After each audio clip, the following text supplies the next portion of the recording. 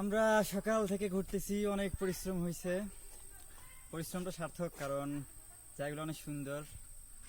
মানে সৌন্দর্য বলতে কি, প্রাকৃতিক সুন্দর, গাছপালা, পানি আছে, নদী আছে, পাহাড় আছে, আম, বন আছে, বনের উপরে পাহাড় আছে, পাহাড়ের উপরে মেঘ আছে। তো ওটা মানে কেমন একটা অদ্ভুত ব্যাপার। এই জায়গাতে এত সুন্দর জায়গা থাকবে আমি ভাবি নাই কখনো। তো এখন প্রায় সন্ধ্যার কাছাকাছি, এখনো সন্ধ্যা লাগেনি, দুপুর পার হয়ে গেছে। এখন আমাদেরকে ব্যাক করা লাগবে। জায়গাটা প্রচুর বিশাল জায়গা, আমরা ঘুরতে পারবো না সম্পূর্ণটা। আমরা প্রায় অনেক ক্লান্ত। দুপুরে খাইছে যেটা, সেই খাওয়াটা কেমন জানি একটা আনফিট হয়ে গেছে শরীরে।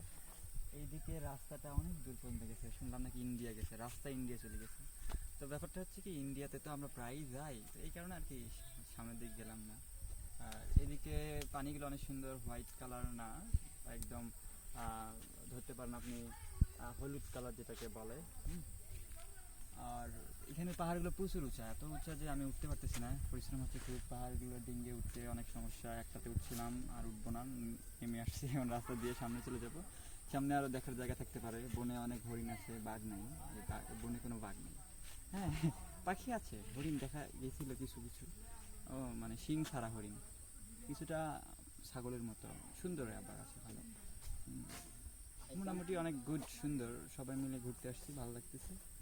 আর আপনাদের আসা উচিত, বাংলাদেশে এইসব গোপন সৌন্দর্যগুলো দেখা উচিত। আমার মনে হয় আমরা তো অনেক দূর থেকে আসছি। আমি সেই রংপুর থেকে, সিলেট থেকে সারা দুনিয়া ঘুরতেছি। দুনিয়া বলতে কি, বাংলাদেশটা পুরাটা। সামনে সিজনে দেশের বাইরে যাবো, তো এই কারণে দেশটা শেষ করতেছি। ওকে, সবাই ঘুরতে আসেন, ঘুরে যান, ভালো লাগবে।